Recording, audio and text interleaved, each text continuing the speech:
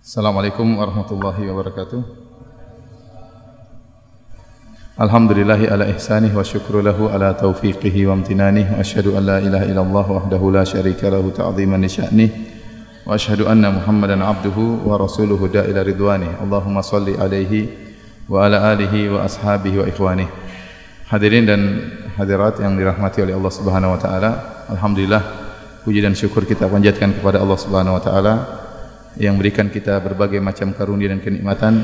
Di antaranya kita dimudahkan untuk bisa salat subuh berjamaah. Semoga salat subuh kita diterima oleh Allah Subhanahu wa taala. Rasulullah SAW bersabda, "Man shallal fajr wa fi riwayatin fi jamaah fa huwa fi dhimmatillah." Barang siapa yang salat subuh berjamaah maka dia di bawah perlindungan Allah Subhanahu wa taala. Salawat dan salam tercurahkan selalu kepada junjungan kita Nabi Muhammad sallallahu alaihi wasallam dan juga kepada keluarganya serta seluruh sahabat beliau tanpa terkecuali. Pada kesempatan pagi hari ini, insyaallah kita akan mengangkat topik judulnya berbahagia menjadi penghuni surga. Berbahagia menjadi penghuni surga. Tentunya kita akan menyampaikan sedikit dari kenikmatan-kenikmatan yang akan dirasakan oleh orang yang menjadi penghuni surga. Hadirin dan hadirat yang dirahmati oleh Allah Subhanahu wa taala, sungguhnya kemenangan dan kesuksesan yang sesungguhnya adalah selamat dari neraka jahanam dan masuk dalam surga Allah Subhanahu wa taala. Kata Allah Subhanahu wa taala, "Faman zuhziha 'anil nar wa udkhilal jannah faqad faz." Barang siapa yang diselamatkan dari neraka jahanam dan masuk ke dalam surga, maka sungguh dia telah menang. Ya, maka seorang berusaha meraih kemenangan yang hakiki dengan masuk ke dalam surga Allah Subhanahu wa taala. Itulah kesuksesan yang hakiki. Percuma seorang di dunia dia sukses ya sebagai misalnya sebagai bisnismen atau sebagai pejabat yang lainnya ya, tapi ternyata dia merugi di akhirat kelak ya. Dan tidak ada kerugian yang paling parah kecuali kerugian di akhirat. Qul innal khasirina alladzina khasiru anfusahum wa ahlihim yaumal qiyamah. Sungguhnya katakanlah bahwasanya orang-orang yang rugi yang sungguhnya adalah orang-orang yang rugi pada hari kiamat kelak. Dan kemenangan yang sungguhnya adalah seorang masuk dalam surga Allah Subhanahu wa taala. Karena barang siapa yang masuk dalam surga Allah Subhanahu wa taala maka dia pasti bahagia. Allah Subhanahu wa taala berfirman, fa ammal ladzina su'idu fa fil jannati khalidina fiha. Adapun orang-orang yang berbahagia maka mereka berada dalam surga dan kekal selamanya di dalam surga tersebut ya. Karena kita tahu bahwasanya kehidupan dunia tidak terlepas dari adanya kesedihan dan adanya kekhawatiran ya. Kebahagiaan dunia pasti terkontaminasi, tercampur dengan yang namanya kesedihan dan kekhawatiran. Siapapun orang tersebut, sekaya apapun orang tersebut, setenar apapun orang tersebut, setinggi apapun jabatannya, apakah dia presiden, apakah dia raja, ya, dia pasti pernah merasa takut, dia pasti pernah merasa sedih, ya. Dia tidak pernah merasakan kebahagiaan yang sesungguhnya yang murni bersih dari kesedihan dan ketakutan. Yang benar-benar terlepas dari segala kesedihan dan kekhawatiran dan ketakutan adalah penghuni surga. Makanya Allah Subhanahu wa taala berfirman, "Udkhulul jannata la khaufun 'alaikum wa la antum tahzanun."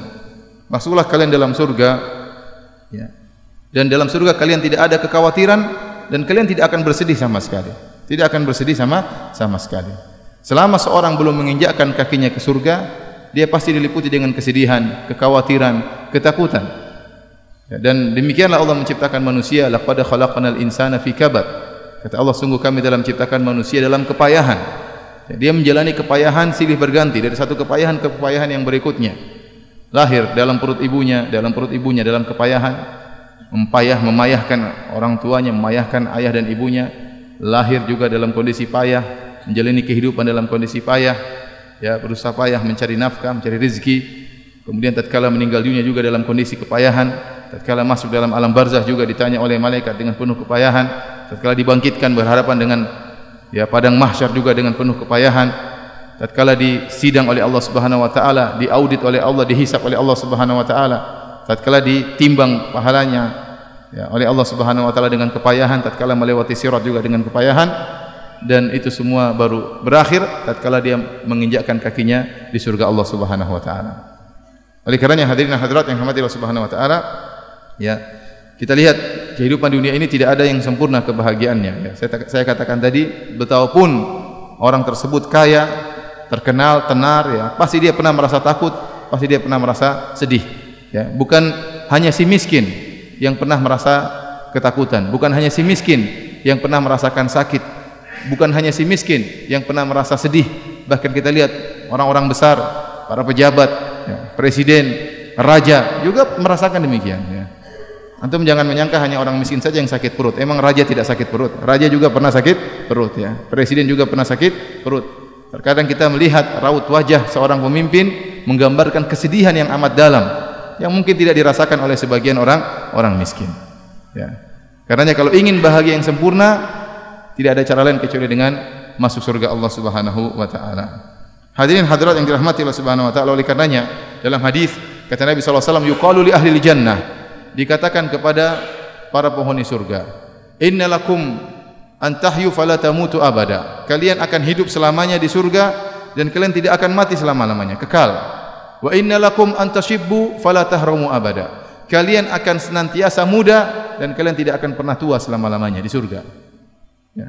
Wa innalakum antasihhu fala tasqamu abada, dan kalian akan senantiasa sehat, tidak pernah sakit selama-lamanya.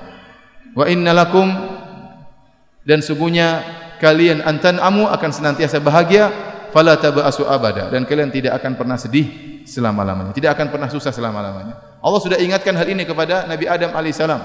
Waktu Allah mengatakan kepada Nabi Adam, hati-hati tentang gangguan iblis, kata Allah Subhanahu wa taala, innalaka alla taju'a fiha wa la ta'ra, wahai Adam, kau di surga tidak akan pernah lapar dan kau tidak akan pernah telanjang. Annaka la tadma'u fiha wa la tadha, kau tidak akan pernah haus dan kau tidak akan pernah kepanasan, ya. Kemudian Allah juga mengatakan, fala yukhrijannakuma minal jannati fatashqa, hati-hati Adam, jangan sampai iblis mengeluarkan engkau dan istrimu dari surga, fatashqa, maka kau akan celaka, sengsara di dunia, ya. Kau akan sengsara. Yang tadinya kau di surga minta apa saja dikabulkan oleh Allah Subhanahu wa taala, tatkala diturunkan di dunia maka harus berusaha, harus bekerja, harus berusaha payah, ya. Karenanya kebahagiaan yang sungguhnya jika seorang bisa masuk surga. Karenanya masuk surga merupakan impian setiap orang beriman, bahkan cita-cita dan impian para anbiya, para nabi-nabi yang mulia. Bagaimana Nabi Ibrahim alaihissalam berdoa yang Allah abadikan dalam Al-Qur'an, waj'alni mi warathati jannatin na'im, ya Allah, jadikanlah aku termasuk pewaris surga yang kekal abadi. Nabi Muhammad SAW dalam banyak doanya berdoa, Allahumma inni as'alukal jannah, ya Allah, aku mohon kepada engkau surga. Bahkan Nabi SAW menyuruh kita untuk minta surga. Kata Nabi SAW, idza sa'altumullah fas'aluhul firdaus fa innahu a'lal jannah, kalau kalian minta kepada Allah maka mintalah surga firdaus, karena itu surga yang tertinggi. Allah tatkala menyebutkan tentang kenikmatan surga, Allah suruh kita bersaing. Kata Allah Subhanahu wa taala, wa fi dzalika falyatanafasil mutanafisun, untuk urusan surga maka bersainglah, ya. Bukan cuma cepat, bukan cuma segera, Allah suruh bersaing, ya. Karena kita sedang bersaing meraih kenikmatan yang abadi, yang merupakan puncak kenikmatan, yang tiada kesedihan dan tiada kekhawatiran sama sekali dalam surga tersebut. Baik hadirin dan hadirat yang dirahmati Allah Subhanahu wa taala, pada kesempatan yang berbahagia ini, ya, saya akan menyampaikan tentang bentuk-bentuk kebahagiaan di surga. Tentunya kenikmatan surga sangat banyak, ya, sangat beragam, dan kita tidak mungkin untuk menceritakan seluruh kenikmatan surga tersebut, tapi kita menyebutkan beberapa poin-poin yang menunjukkan bahwasanya penghuni surga adalah orang-orang yang paling berbahagia, ya. Sebelum saya menyampaikan poin-poin tersebut, saya menyampaikan mukadimah tentang suatu hadis yang menunjukkan bagaimana nikmat surga begitu membahagiakan. Dalam satu hadis dari Anas bin Malik radhiyallahu taala anhu,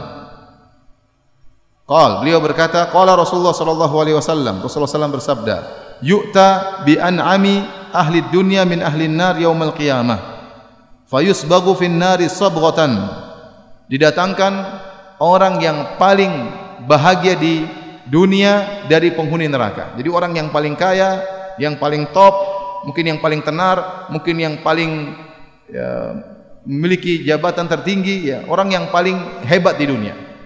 Tapi dia penghuni neraka jahanam. Dia divonis sebagai penghuni neraka jahanam. Tapi waktu di dunia dia adalah orang yang paling mendapatkan kenikmatan. Didatangkan orang tersebut, kemudian pada hari kiamat kelak, kemudian orang tersebut dicelupkan dalam api neraka jahanam dengan satu celupan. Setelah dicelup, dilepaskan, dikeluarkan dari celupan tersebut, summa yuqal, kemudian ditanyakan kepada orang terkaya ini, orang ternikmat ini, orang terhebat ini. Maka dikatakan kepadanya, ya bena Adam, hal ra'aita khairan qat, hal marra bika na'imun qat, wahai anak Adam, wahai si kaya, apakah engkau pernah melihat kebaikan sebelumnya sama sekali? Apakah pernah kau merasakan kebahagiaan sebelumnya? Fayaqulu la wallahi ya rabbi. Kata dia, tidak, demi Allah ya Rabbku, aku tidak pernah merasakan kenikmatan sama sekali.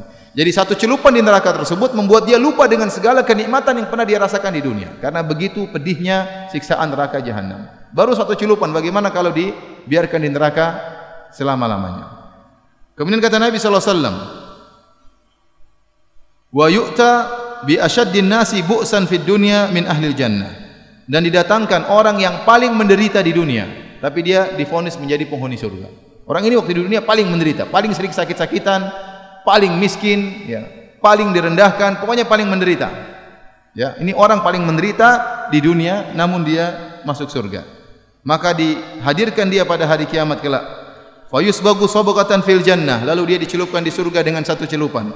Fayuqalu lahu, maka dikatakan kepadanya, ya bena Adam, hal ra'aita bu'san qat, wahai anak Adam, apakah sebelumnya kau pernah merasakan kesulitan sama sekali? Hal marra bika syiddatun qat, apakah kau pernah merasakan penderitaan sebelumnya? Fayaqul la wallahi ya rabbi, ma marra bi bu'sun qat wala ra'aitu syiddatan qat. Kata dia, demi Allah ya Rabbku, aku tidak pernah sebelumnya melihat kesulitan, aku tidak pernah merasakan penderitaan sama sekali. Padahal dia orang yang paling menderita, padahal dia orang yang mungkin paling sakit-sakitan, tapi baru dicelupkan di surga dengan satu celupan, membuat dia lupa dengan segala kesulitan yang pernah dia hadapi di dunia. Bagaimana dengan kalau dia dibiarkan di surga selama-lamanya? Oleh karenanya, ini hadis memberi gambaran kepada kita bahwasanya orang yang mau surga pasti orang yang bahagia. Taib.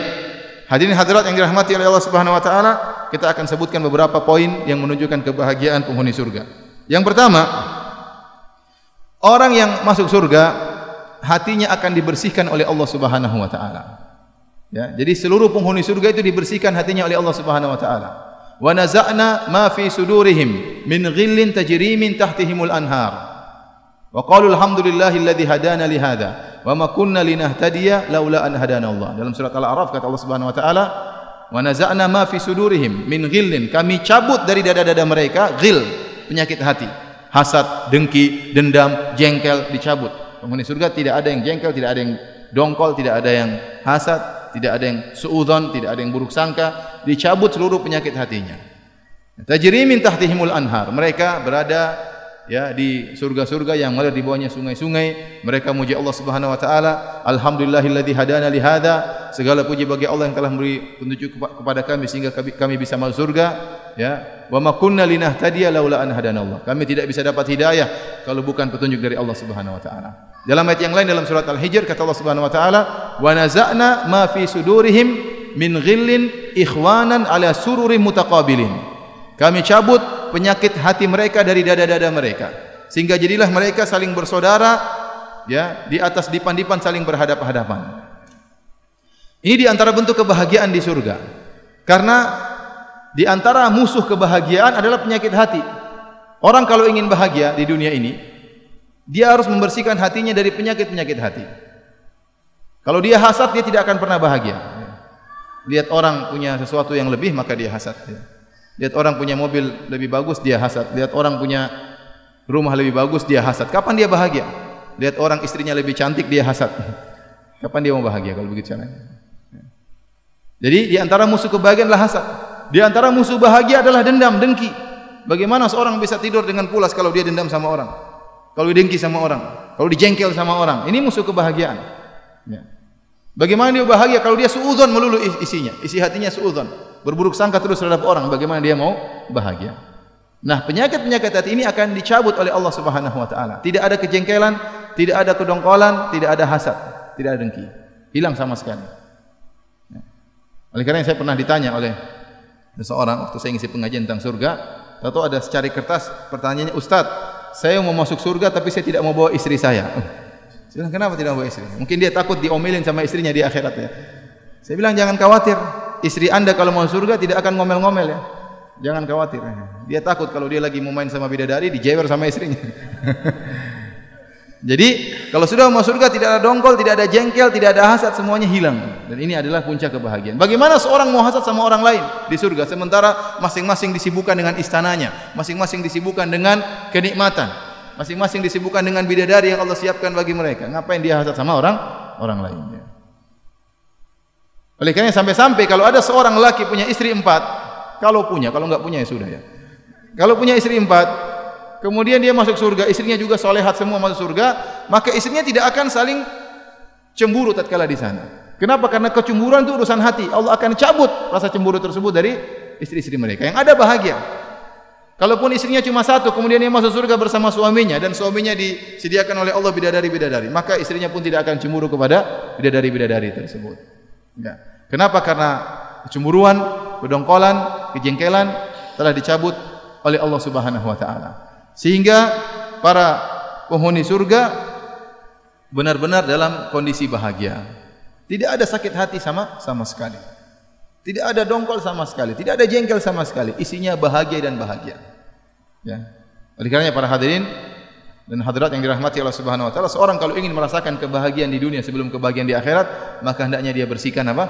Hatinya, bersihkan hatinya. Ya, oleh karenanya doa yang pertama kali dipanjatkan oleh Nabi Musa waktu hendak diutus kepada Fir'aun, dia mengatakan Rabbi syrahli sadri, ya Allah lapangkanlah apa? Dadaku. Baru permintaan yang lain, wa yassirli amri wahlul 'uqdatam min lisani yafqahu qawli waj'alni waziran min ahli, dan seterusnya. Ya. Kalau seorang dadanya lapang, ya, maka segalanya mudah.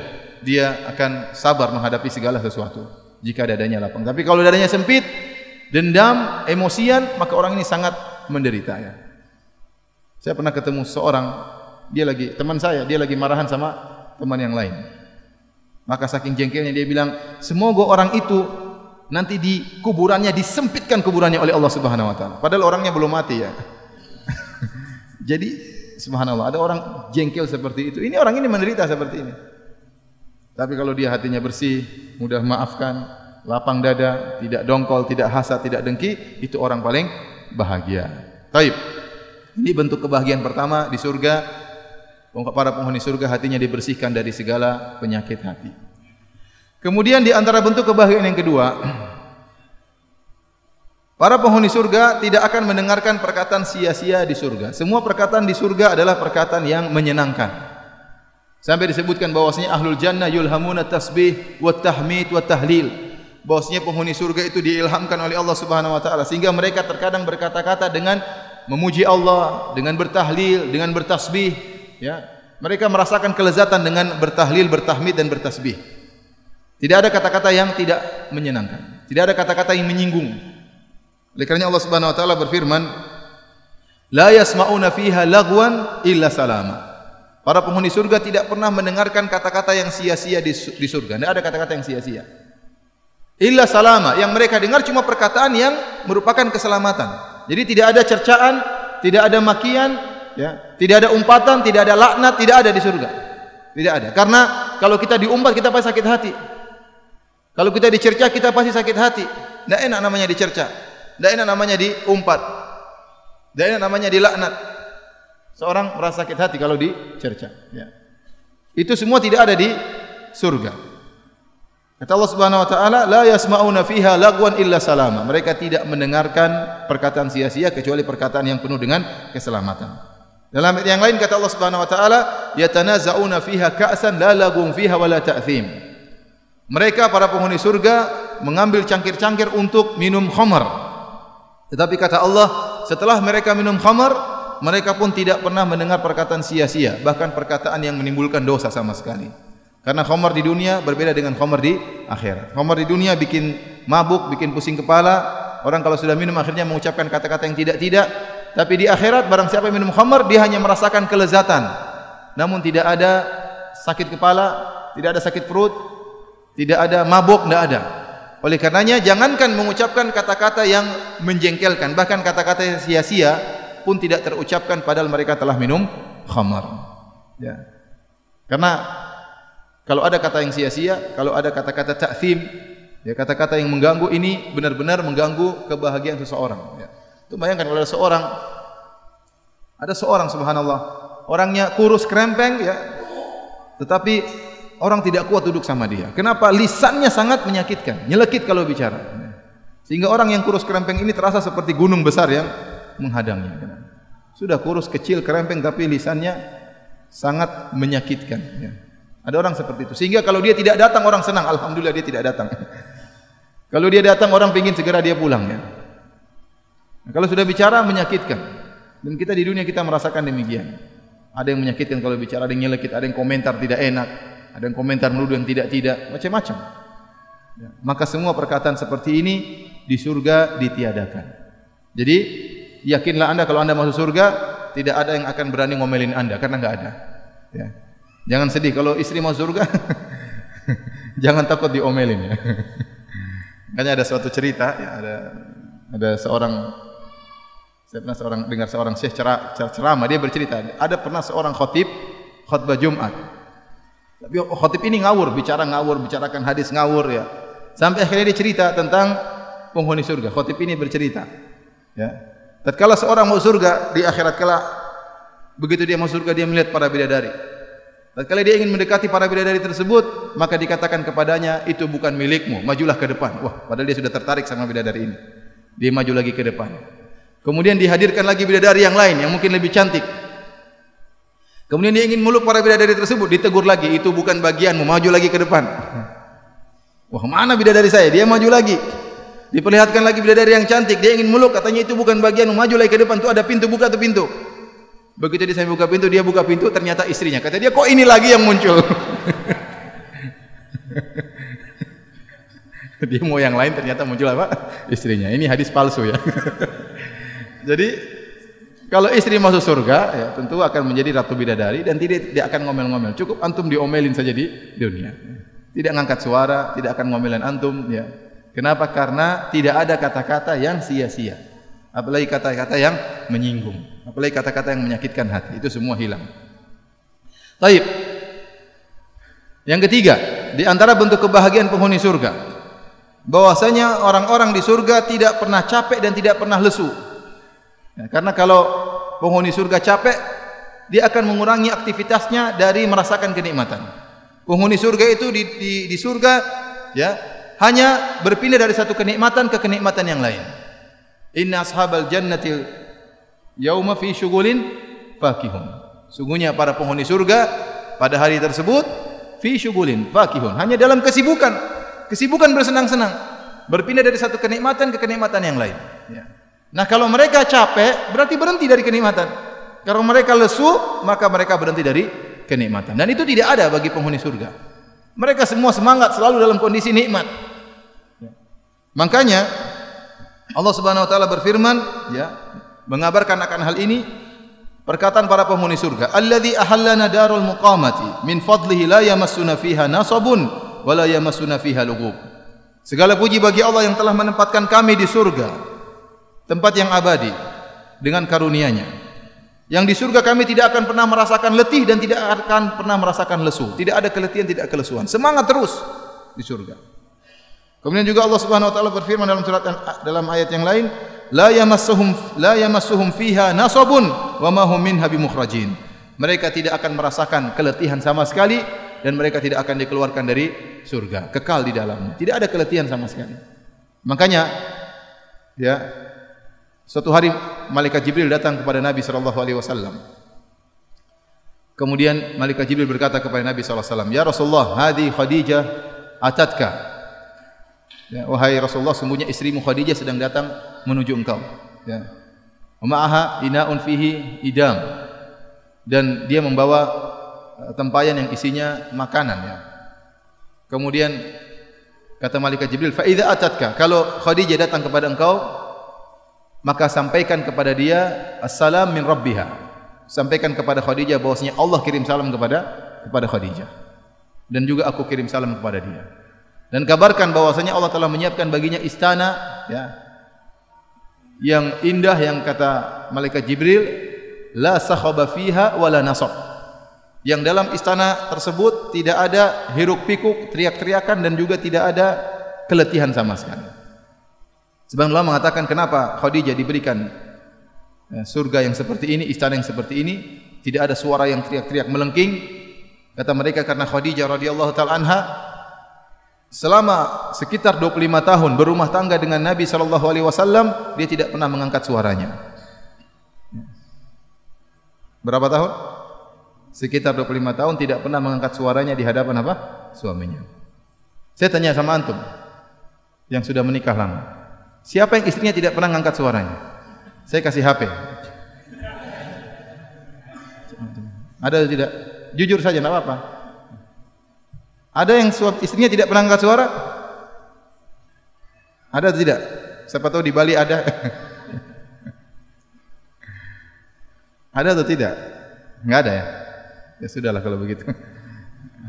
Nah. Kemudian wala nasab, tidak ada keletihan sama sekali. Kenapa kata para ulama? Karena Khadijah benar-benar letih tatkala mengurus anak-anaknya Nabi Muhammad sallallahu alaihi wasallam agar suaminya bisa lapang untuk berdakwah, fokus bisa berdakwah. Maka anak-anaknya diurus oleh siapa? Khadijah radhiyallahu taala anha. Jadi orang kalau mau surga enggak ada kesedihan, enggak ada keletihan sama sekali. Oleh karenanya di antara kesempurnaan nikmat surga, kebahagiaan penghuni surga, mereka tidak tidur. Mereka tidak tidur. Dalam satu hadis dari Jabir bin Abdullah radhiyallahu ta'ala anhuma, su'ila Nabiullah, Rasulullah SAW pernah ditanya. Faqila, maka dikatakan, ya Rasulullah, ayanamu ahlul jannah, apakah penghuni surga tidur?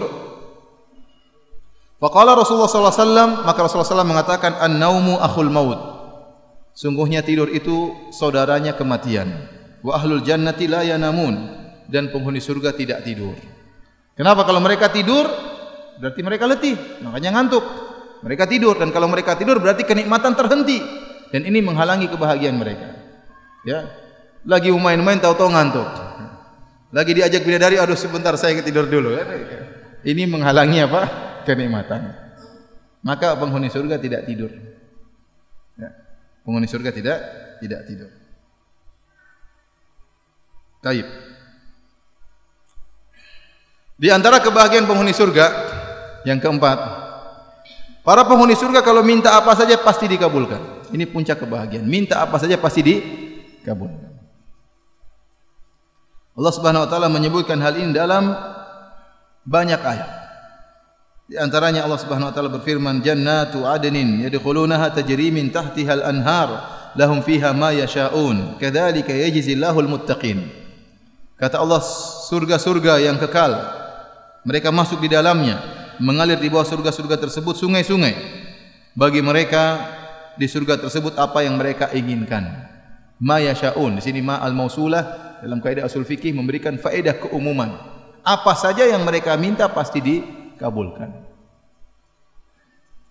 Kadzalika yajzilahul muttaqin. Demikianlah kami Allah memberi balasan kepada orang yang bertakwa. Dalam ayat yang lain kata Allah Subhanahu wa taala, lahum fiha ma yasha'una khalidin. Kana 'ala rabbika wa'dan mas'ula. Kata Allah, bagi mereka di surga apa yang mereka kehendaki, dan ini sudah janji Allah, Allah janji. Dan innallaha la yukhliful mi'ad, Allah tidak akan menyelisih janjinya. Allah mengatakan ini sudah janji Allah. Kalau mereka minta apa saja pasti dikabulkan oleh Allah Subhanahu wa taala. Kata Allah Subhanahu wa taala, walakum fiha ma tashtahi anfusukum walakum fiha ma tad'un. Bagi kalian di surga apa yang kalian hasratkan dalam hati kalian, dan bagi kalian di surga apa yang kalian minta. Jadi kalau orang berhasrat dikabulkan oleh Allah, orang minta pasti dikabulkan oleh Allah Subhanahu wa taala. Maka seorang minta apa saja pasti dikabulkan oleh Allah Subhanahu wa taala. Sampai-sampai datang dalam suatu hadis, kalau seorang misalnya ingin punya anak di surga, kira-kira dikabulkan atau tidak? Misalnya dia di dunia mandul, tidak punya anak, sudah menikah, sudah poligami, ya ada seperti itu orangnya. Sudah nikah enggak punya anak, poligami tetapi dia tidak punya anak. Itu beberapa orang saya tahu seperti itu. Memang dia tidak ditakdirkan punya anak. Seandainya dia masuk surga kemudian dia ingin punya anak, dikabulkan atau tidak? Dikabulkan. Makanya dalam hadis Rasulullah SAW bersabda, "Idza ishtahal mu'minul walad fil jannah, kana fi sa'atin wahidatan kama yashtahi." Ya. Jika ada seorang mukmin menginginkan anak di surga. Kata Rasulullah SAW, al-mu'min idza syahal walad. Seorang mukmin kalau ingin punya anak, fil jannah di surga, kana hamluhu wa wad'uhu wa sinnuhu fi sa'atin kama yashahi. Maka anaknya langsung dimunculkan oleh Allah Subhanahu wa taala, ya. Hamilnya, lahirnya, besarnya dalam satu waktu. Segera. Jadi seorang minta apa saja pasti dikabulkan. Dan ini tanpa pengecualian. Ya. Saya pernah ceramah tentang masalah surga di hadapan anak-anak TK. Saya bilang di surga minta apa saja pasti dikabulkan. Apa perkataan mereka? Ustaz, kalau minta mainan tembak-tembakan bisa enggak? Mobil-mobilan.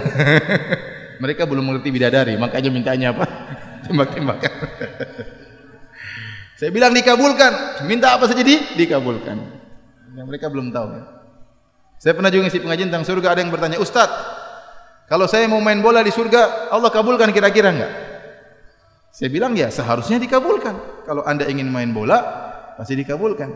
Jadi masalah mau main bola sama siapa? Setiap orang diajak, saya mau main bola sama bidadari, ngapain main bola sama ente? Tapi intinya kalau seorang ingin sesuatu pasti dikabulkan. Tapi yang timbul pertanyaan, apakah waktu di surga dia masih ingin main bola? Itu pertanyaannya. Sama seperti anak-anak tadi. Apa kalau mau surga masih ingin main tembak-tembakan? Ya mungkin berubah apa? Karena kenikmatan yang Allah sediakan di surga di luar dari daya khayal kita. Kata Nabi SAW dalam hadits qudsi, Allah berfirman, "A'datu li ibadiyas shalihin ma la ainun ra'at wa la udhunun sami'at wa la khatara ala qalbi bashar." Aku siapkan bagi hamba-hambaku yang saleh kenikmatan di surga yang tidak pernah dilihat oleh mata mereka. Dilihat aja enggak pernah. Jangankan dilihat, didengar oleh telinga mereka enggak pernah. Bahkan lebih dari itu, wala khatara ala qalbi bashar, tidak pernah terbetik dalam hati mereka. Kita mendengar tentang bidadari, kenikmatan-kenikmatan. Nanti di surga sana, jadi ada dua kenikmatan. Ada kenikmatan yang pernah kita dengar, ada kenikmatan yang pernah digambarkan oleh Nabi. Mungkin tidak pernah lihat, tapi kita dengar. Dan ada kenikmatan-kenikmatan yang tidak pernah kita dengar sama sekali. Dan Allah tidak tampakkan sekarang, nanti. Ya. Oleh karenanya, kita minta apa saja kalau sampai di sana pasti dikabulkan oleh Allah Subhanahu wa taala. Taib. Kebahagiaan yang berikutnya, kalau seorang mau surga, maka kenikmatan yang Allah berikan kepadanya langsung ada, tidak pakai lama. Tidak pakai lama. Karena menunggu itu merusak kebahagiaan. Menunggu itu merusak apa? Kebahagiaan. Kalau kita masuk restoran kemudian nunggu makanan lama, enggak enak. Orang lain sudah makan, kita belum makan. Di surga tidak ada nunggu. Karena nunggu itu merusak apa? Kebahagiaan. Kita di dunia terkadang ingin dapat yang gratis, itu pun harus ngantri, harus nunggu. Ada perjuangan nunggu. Kata nunggu ini di surga enggak ada. Pingin sesuatu pasti dikabulkan. Di antara dalilnya tadi, hadis dalam riwayat Tirmizi tadi yang saya sebutkan, kata Rasulullah SAW, innal mu'min idza ishtahal walad kana hamluhu wa wad'uhu wa sinnuhu fi sa'atin wahidah kama yastahi. Seorang mukmin kalau ingin punya anak, maka hamilnya anaknya, melahirkannya, besarnya dalam satu waktu, tidak tunggu-tunggu. Langsung anaknya besar. Karena nunggu itu enggak enak. Dalam hadis yang lain dari Abu Hurairah radhiyallahu taala anhu, beliau berkata, "Anna Nabiy sallallahu alaihi wasallam kana yauman yuhaddits." Suatu hari Rasulullah sallam sedang menyampaikan hadis di hadapan para sahabatnya. Wa indahu rajulun min ahli badiyah. Dan di sisi Nabi ada seorang Arab Badui. Dan Arab Badui itu, ya, di antara sifat mereka, mereka terkadang bertanya yang aneh-aneh. Terkadang nyeletuk komentar kepada Nabi sallallahu alaihi wasallam. Makanya para sahabat kalau ada Arab Badui mereka senang, karena Arab Badui ini pasti nanya-nanya. Para sahabat kalau nanya Nabi terkadang malu-malu, ya. Kadang ditunda-tunda enggak enak karena Rasulullah SAW mereka segan. Tapi Arab Badui kalau datang langsung nanya kepada Nabi sallallahu alaihi wasallam, dan kalau mereka sudah tanya pasti ada ilmu dari Nabi sallallahu alaihi wasallam. Atau terkadang mereka komentar, ya. Makanya terkadang ada hadirin juga yang kayak Arab Badui juga ada kadang-kadang. Taib. Kita bacakan. Jadi Rasulullah SAW sedang menyampaikan hadis, ada Arab Badui di situ. Kata Rasulullah SAW, "Inna rajulan min ahli jannati ista'dzana rabbahu fi zara'." Ada seorang lelaki penghuni surga, waktu di surga dia minta izin kepada Allah agar bisa bercocok tanam. Dia ingin bercocok tanam. Maka ini aneh. Maka Allah bertanya, faqala lahu, Allah bertanya kepada dia, "Alasta fi ma syi'ta?" Wahai fulan, kau ingin bercocok tanam? Bukankah kau minta apa saja dikabulkan? Ini aneh. Minta apa saja dikabulkan, kau minta ingin bercocok tanam. Bukankah kau minta apa saja pasti dikabulkan? Allah ingatkan hal ini. Kata lelaki tersebut, bala. Ya Rabbku, saya tahu, saya minta apa saja dikabulkan. Walakinni uhibbu an azra'. Tetapi saya ingin bercocok tanam. Mungkin orang ini nostalgia. Nostalgia. Dia ingin bercocok tanam di surga. Ya dikabulkan. Kita katakan tadi penghuni surga minta apa saja pasti dikabulkan. Maka kata Nabi SAW, fabadara, orang ini pun mengambil benih Allah berikan kepada dia, benih untuk ditanam. Dia pun meletakkan benih tersebut di tanah surga. Kata Nabi, fabadara tarfa nabatuhu wastiwa'u wastihsaduhu fakana amsalal jibal. Waktu dia letakkan benihnya, tahu-tahu langsung kata Nabi SAW, maka tumbuhnya dan matangnya dan panennya langsung segera sebelum dia mengedipkan matanya. Jadi tidak ada kata nunggu di surga, langsung langsung amsalal jibal, seperti gunung, kata Nabi SAW. Waktu Nabi menceritakan hal ini, faqala al-a'rabi, orang Arab Badui komentar. Apa kata Arab Badui ini? Wallahi la tajiduhu illa qurasyian aw ansariyan fa innahum ashabuz zara'. Kata dia, demi Allah ya Rasulullah, itu laki-laki di surga yang minta bercocok tanam pasti orang Quraisy. Pasti orang Ansari. Kalau kami orang Badui tidak bercocok tanam, ya. Jadi nanti kalau antum di surga dengar ada orang, ya Allah berikan aku ayam taliwang, itu orang Bali mungkin. Denpasar itu. Atau ayam apa? Ayam betutu ya. Itu pasti itu. Dia nostalgia makan ayam taliwang. Jadi ya, ada yang minta gudeg, orang Jogja ya. Jadi kata orang Arab Badui ini itu pasti orang Quraisy. Amma nahnu falasna bi ashabi zar', adapun kami bukan petani. Fadhahikan Nabi sallallahu alaihi wasallam. Maka Rasulullah SAW pun tertawa mendengar komentar Arab Badui ini. Jadi di antara kenikmatan surga tidak pakai nunggu, ya. Tidak pakai nunggu. Ingin sesuatu langsung dikabulkan. Saat itu, detik itu juga, ya. Ya. Di dunia pasti ada jeda, pasti ada waktu, tidak langsung. Taib. Di antara kebahagiaan di surga yang keberapa ini? Yang keenam. Insyaallah kita cuma 8 atau 9 ya. Ini dah banyak. Atau mau 20 ya. Di antara kebahagiaan di surga tidak ada kotoran sama sekali. Tidak ada kotoran sama sekali. Karena kotoran itu mengganggu kebahagiaan. Enggak enak dilihat, menjijikkan, aromanya enggak enak. Maka kotoran itu mengganggu kebahagiaan. Saya katakan seluruh yang mengganggu kebahagiaan dihilangkan di surga. Oleh karenanya tidak ada kotoran di surga. Allah Subhanahu wa taala berfirman, "Wa basyiril ladzina amanu wa 'amilus solihati anna lahum jannatin tajri min tahtihal anhar. Kullama ruziqu minha min thamaratir rizqan qalu hadzal ladzi ruziqna min qabl wa utu bihi mutasyabiha wa lahum fiha azwajun mutahharah." Kata Allah, berilah kabar gembira kepada para penghuni surga yang beriman dan beramal saleh. Di antara kabar gembira tersebut kata Allah, wa lahum fiha azwajun mutahharah, bagi mereka istri-istri yang disucikan di surga. Kata para ulama, disucikan, para ahli tafsir mengatakan disucikan dari dua sisi. Akhlak mereka disucikan, kemudian tubuh mereka disucikan. Tadi saya katakan, kalau istri kita masuk surga, dan semoga masuk surga bersama kita, amin ya rabbal alamin, maka akan dihilangkan seluruh penyakit hatinya. Dia tidak akan pernah dongkol, tidak akan pernah ngomel, tidak akan pernah mencak-mencak, ya, dan seterusnya, semuanya hilang. Akhlaknya mulia. Kemudian juga disucikan dari sisi tubuhnya. Tubuhnya suci, tidak ada kotorannya sama sekali, tidak ada tai matanya, tidak ada ingusnya, ya. Tidak ada ilernya, tidak ada bau keteknya, tidak ada haidnya, tidak ada nifasnya, semuanya bersih. Ya. Tidak buang angin, ya. Bersih semuanya. Dalam hadis Rasulullah SAW mengatakan, "Awwalu zumratin talijul jannata suwaruhum ala suratil qamar lailatal badr."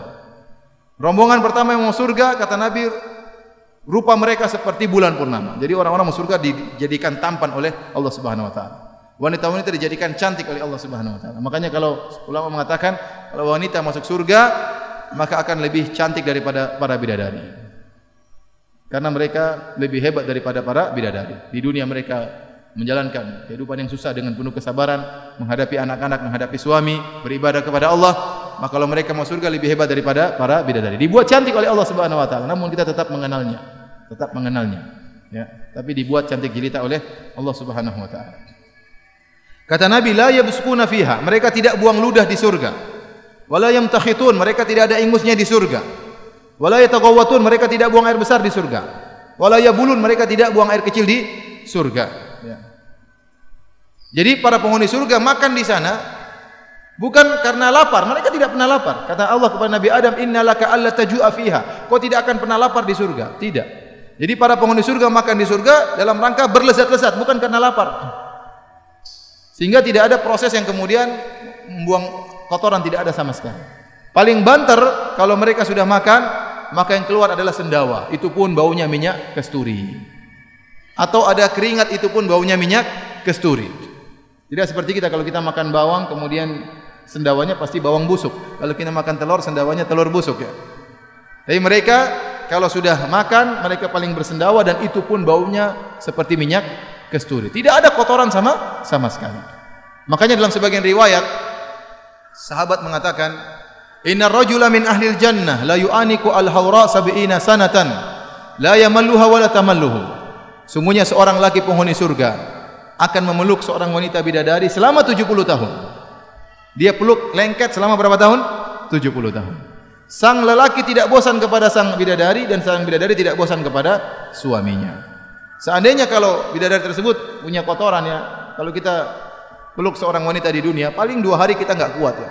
Karena sudah bau macam-macam ya, apalagi 1 bulan.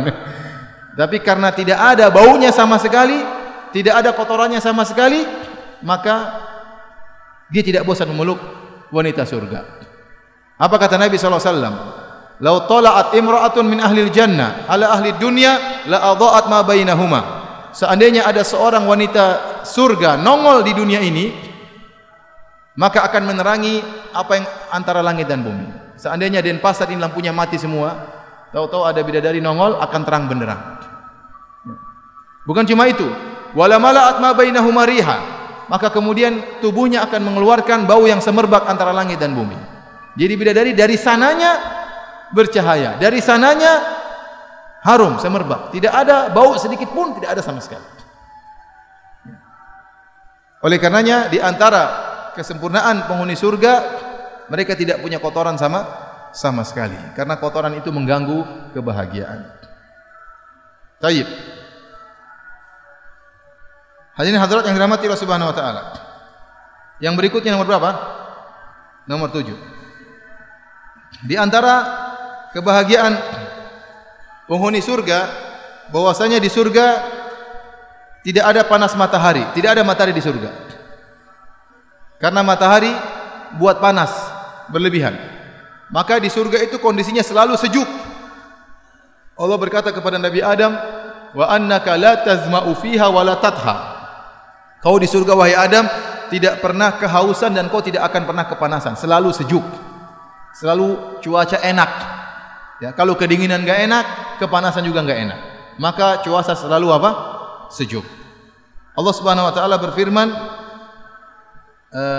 dalam Al-Qur'an, ya, muttaqiina fiha 'alal araiki la yarawna fiha syamsan wala zamharira. Para penghuni surga mereka bertelekan di atas dipan-dipan mereka dan mereka tidak melihat di surga ada matahari dan mereka juga tidak merasakan kedinginan. Ini dalil bahwasanya mereka senantiasa sejuk. Karena kalau kepanasan mengganggu kebahagiaan, kedinginan juga mengganggu kebahagiaan. Jadi mereka senantiasa dalam satu kondisi senantiasa sejuk. Baik. Di antara kebahagiaan di surga yang ke-8, bahwasanya di surga tidak mengenal musim. Tidak mengenal musim. Kebahagiaan selalu ada. Ata'an ghairu majdzuz. Pemberian Allah yang tiada henti-hentinya. Ya. Ukuluha daim wa dhilluha. Kata Allah, makanan di surga senantiasa ada, tidak pernah terputus-putus. Beda dengan tatkala kita di dunia. Di dunia kenikmatan itu tidak selalu kita rasakan. Ada waktunya berhenti, ada musimnya. Betapa sering kita ingin makan buah yang lezat, tahu-tahu tidak ada. Kenapa? Belum musimnya. Ya. Saya pernah pergi ke Sumatera, diundang oleh teman-teman di sana. Waktu berjalan dari bandara menuju lokasi pengajian kira-kira 2 jam. Di tengah perjalanan mereka bercerita, Ustadz di sini duriannya enak. Wah, masya Allah. Kita boleh rasa dong, kata mereka, tapi belum musim Ustadz. Belum musim nggak usah cerita ya. Terus mereka cerita lagi, oh di sini dukunya juga enak. Oh, saya pikir kali ini ada. Dukunya mana? Belum musim juga. Kalau belum musim enggak usah cerita ya. Jadi di dunia ukuluha, di akhirat ukuluha daim. Mungkin kata musim enggak ada di akhirat. Di surga itu ada kata musim karena terkadang ada, terkadang enggak ada, sehingga muncullah kalimat apa? Istilah musim. Kata orang kalau semua di dunia laki-laki enggak ada kata perempuan. Kapan ada kata perempuan? Karena ada laki-laki, ada perempuan ya. Di surga tidak ada musim, selalu musim. Selalu ada. Kapan saja seorang inginkan kenikmatan pasti ada ya. Dan mudah. Makanya kata Allah qutufuha daniyah, ranting-rantingnya rendah. Ente kalau ingin dapat buah tidak perlu manjat, datang sendiri itu rantingnya, tinggal ambil makan ya. Mungkin durian di sana enggak ada durinya mungkin ya. Allah alam. Pokoknya semuanya yang merepotkan itu enggak ada. Semuanya menyenangkan, semuanya membahagiakan. Di dunia Anda pasti merasakan kenikmatan, pasti ada waktu berhentinya. Anda punya mobil mewah, pasti ada saatnya diperbaiki masuk bengkel. Pasti ada saatnya harus berhenti ngisi bensin dulu, ya. Tidak ada kenikmatan terus-menerus. Makanya Allah sebutkan tentang bidadari. Tatkala Allah berbicara tentang bidadari dalam surat Ar-Rahman. Kata Allah Subhanahu wa taala, "Hurun maqsuratun fil khiyam." Kata Allah, para bidadari yang terpingitkan dalam kemah-kemah di surga. Kemahnya seperti apa kita enggak tahu. Tapi kata Allah, bidadari-bidadari yang dipingit di kemah-kemah tersebut. Ulama menyebutkan apa? Artinya bidadari tersebut tidak pernah keluar-keluar. Nungguin Anda kalau Anda masuk surga. Anda mau surga, pokoknya bidadarinya nunggu terus. Rindu terus kepada Anda. Kapan Anda datang, dia pasti bisa langsung melayani, tidak menunggu-nunggu ya. Beda kalau wanita di dunia, pasti ada waktunya off. Ada waktunya off. Betapa sering seorang laki pulang ke rumah ingin ketemu istrinya, ya, istrinya ternyata lagi ngerumpi di tetangga, enggak ada di rumah. Betapa sering seorang pulang ke rumah ingin ketemu istrinya, ternyata istrinya lagi pulang ke rumah orang tuanya, lagi silaturahmi, tidak bisa melayani. Mungkin seorang pulang ke rumah istrinya, ternyata istrinya lagi sakit, enggak bisa melayani. Mungkin pulang ke rumah istrinya, ingin melayani istrinya, ternyata istrinya lagi haid. Atau terkadang istrinya lagi nifas. Tidak setiap saat bisa melayani. Terkadang dia pulang ke rumah istrinya tidak haid, tidak nifas, tidak sakit, sehat walafiat, tidak lagi ngerumpi, tidak lagi ke rumah orang tuanya, lagi di rumah, tapi belum selera. Jadi, adapun bidadari di surga setiap saat siap melayani. Karena di sana tidak mengenal musim, kenikmatan pasti selalu ada. Tidak ada kata nunggu, tidak ada mengenal musim. Inilah puncak kenikmatan. Taib. Kebahagiaan yang terakhir tentang bidadari. Apa anda usah? Ya, terakhir ya, sebelum kita buka tanya jawab. Kebahagiaan terakhir adalah tentang bidadari. Ya, kalau kita bicara tentang bidadari, ini perlu kajian tersendiri. Ya. Tapi saya hanya menyampaikan cuplikan-cuplikan tentang para bidadari yang disebut dalam Al-Quran maupun hadis. Di antara firman Allah Subhanahu Wa Taala, ya. Kata Allah Subhanahu wa taala, ya, fihinna qasiratut tarf lam yatumithunna insun qablahum wala jan. Sungguhnya di surga itu ada bidadari-bidadari yang menundukkan pandangan. Yang mereka tidak pernah disentuh oleh lelaki lain dan tidak pernah disentuh, bahkan jin tidak pernah menyentuh mereka. Ini menunjukkan para bidadari cintanya fokus kepada suaminya.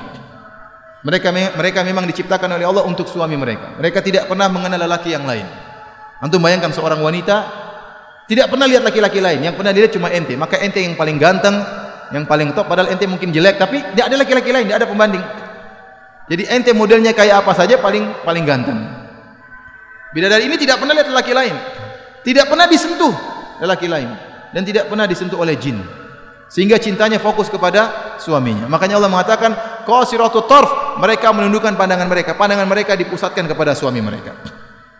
Tidak pernah dia banding-bandingkan suaminya dengan suami orang lain. Suamiku, kamu kok enggak seperti Mas Fulan, enggak seperti ini, enggak pernah sama sekali.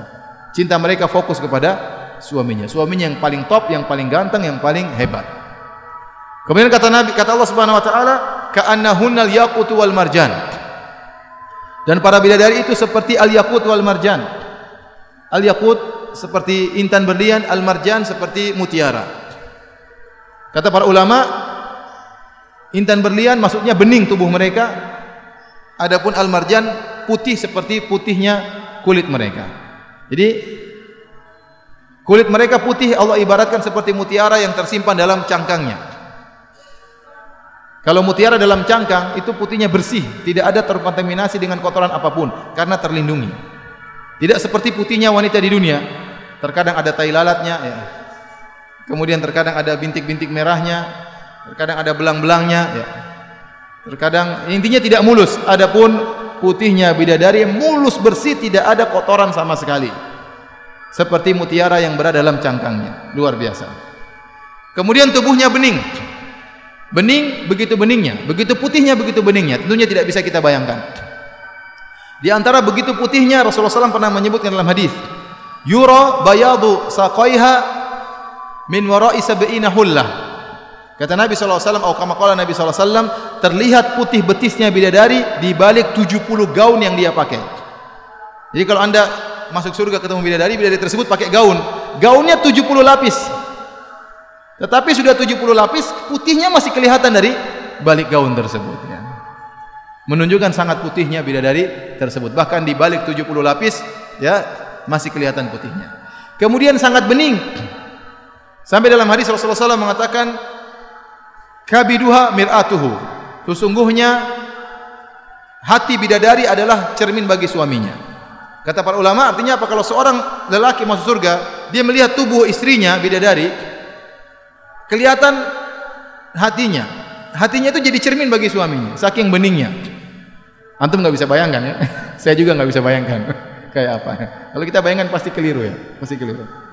Makanya dalam hadis yang lain Rasulullah SAW mengatakan, yura mukhu saqaiha min wara'il lahmi minal husni, atau minal hasan. Kata Nabi SAW, terlihat sumsum betisnya bidadari, terlihat sumsumnya di balik daging.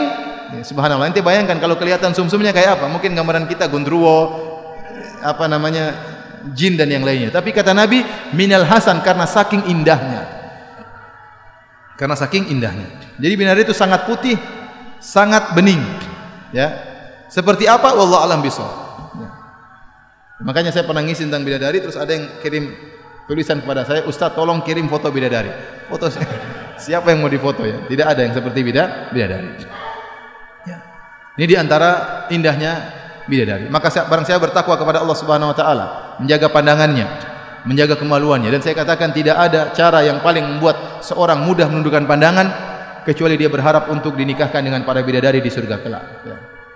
Kita seorang bersabar di dunia, jaga pandangannya, jaga kemaluannya, cari yang halal, cukupkan dirinya dengan istrinya yang halal, jangan sampai dia mencari hal yang haram agar dia bisa dinikahkan oleh Allah dengan para bidadari. Ya. Yang terakhir saya ingatkan bahwasanya penghuni surga di antara puncak kenikmatan, Allah membuat mereka senantiasa muda. Allah membuat mereka tampan. Allah membuat mereka gagah. Oleh karena disebutkan dalam riwayat, para penghuni surga tingginya seperti tinggi Nabi Adam alaihissalam. Nabi Adam tingginya 60 hasta. Satu hasta itu segini, kira-kira setengah meter. Berarti tinggi Nabi Adam kira-kira 30 meter. Nah, kalau antum masuk surga, tinggi antum akan dibuat tinggi seperti Nabi Adam, 30 meter. Maka antum-antum yang pendek jangan bersedih, ya. Kalau mau surga, insya Allah ditinggikan oleh Allah Subhanahu Wa Taala. Kemudian juga dimudahkan oleh Allah, umurnya 33 tahun. Wa kawaiba atroba. Atroba yaitu umurnya sebaya. 33 tahun adalah puncak muda, puncak orang kuat-kuatnya. Ya, tidak terlalu muda, 20-an tidak, tapi 33, tidak juga 40, 33 tahun, ya. Karena ada seorang tua, nenek-nenek tua datang kepada Nabi, minta agar didoakan mau surga. Kata Rasulullah SAW, innal jannata la tadkhuluha ajuz. Sungguhnya surga itu tidak akan dimasuki oleh nenek-nenek. Maka ini pun menangis, sedih, ya. Padahal kalau orang nenek-nenek masuk surga pasti dijadikan muda oleh Allah Subhanahu Wa Taala, dan tidak akan pernah sakit, tidak akan pernah sedih sama sekali. Semoga Allah Subhanahu Wa Taala menjadikan kita penghuni surga, memberikan kita kebahagiaan yang kekal abadi di surga kelak bersama Nabi sallallahu alaihi wasallam dan para sahabatnya. Wallahu ta'ala alam bisawab. Demikian saja apa yang bisa sampaikan. Kalau ada yang bertanya saya persilakan.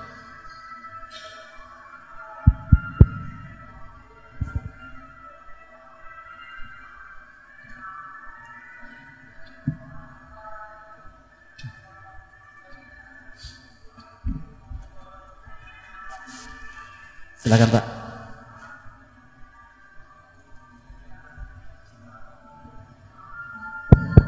Bismillah. Assalamualaikum warahmatullahi wabarakatuh.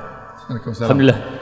Tadi sudah dipaparkan oleh Ustadz kenikmatan-kenikmatan yang akan didapat oleh hamba Allah yang akan masuk surga. Dalam satu kesempatan kami pernah mendengar kenikmatan yang paling top atau super kenikmatan yang akan diraih oleh seseorang di surga, yaitu melihat wajah Allah. Mohon penjelasannya Ustaz. Ya. Syukran. Benar, di antara puncak kenikmatan yang menjadikan para penghuni surga terlupakan dengan nikmat-nikmat yang lainnya adalah melihat wajah Allah Subhanahu wa taala. Oleh karenanya akidah Ahlussunnah wal Jamaah ya, berdasarkan ayat dalam Al-Qur'an dan juga hadis-hadis yang mutawatir bahwasanya Allah memiliki wajah, dan di antara puncak kenikmatan adalah melihat wajah Allah Subhanahu wa taala. Tapi wajah Allah tentunya tidak seperti wajah makhluk. Sebagaimana kekuatan Allah tidak seperti kekuatan makhluk, ya. Sebagaimana zat Allah tidak seperti zat makhluk. Ya. Allah Subhanahu wa taala ya mengatakan dalam Al-Qur'an, wujuhu yauma idzin nadhirah ila rabbiha nadhirah. Pada hari tersebut di surga kelak nampak wajah-wajah yang bergembira. Kenapa? Mereka memandang Rabb mereka. Ya. Mereka memandang Rabb mereka. Ya. Dalam hadis-hadis juga disebutkan bahwasanya di akhirat kelak Allah Subhanahu wa taala menampakkan wajahnya kepada para penghuni surga. Ya, dan itu adalah ziyadah, tambahan. Makanya Allah berfirman, lilladzina ahsanul husna wa ziyadah. Kata Allah Subhanahu wa taala, bagi orang-orang yang berbuat kebaikan bagi mereka al-husna, bagi mereka surga, wa ziyadah, dan tambahan. Tatkala Allah mengkhususkan ziyadah, tambahan, yaitu melihat wajah Allah, ini menunjukkan kenikmatan yang spesial, lebih daripada yang lainnya. Makanya di antara doa Nabi sallallahu alaihi wasallam, as'aluka ladzatan nadhari ila wajhikal karim. Ya Allah, aku mohon kepada Engkau untuk melihat kelezatan melihat wajahmu yang mulia.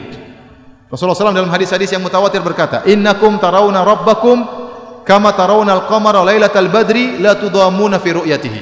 Sungguhnya kalian pada hari kiamat kelak tarawna rabbakum, akan melihat Rabb kalian, dalam riwayat ayanan, dengan mata kalian akan melihat Allah Subhanahu wa taala. Kama tarawna al-qamara lailatal badri, sebagaimana kalian melihat rembulan.